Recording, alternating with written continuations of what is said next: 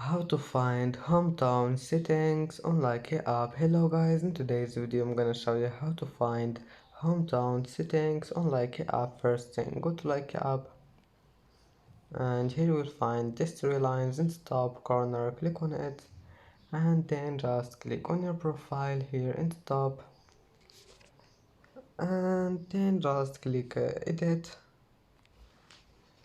and then just scroll down until you find more information. Click on it and here you will find hometown, and as you see now you can add your hometown on Likee app. And that's it for today's video. If you like this video, don't forget like and subscribe, and thank you for watching this video until the end. And now see you in the next video.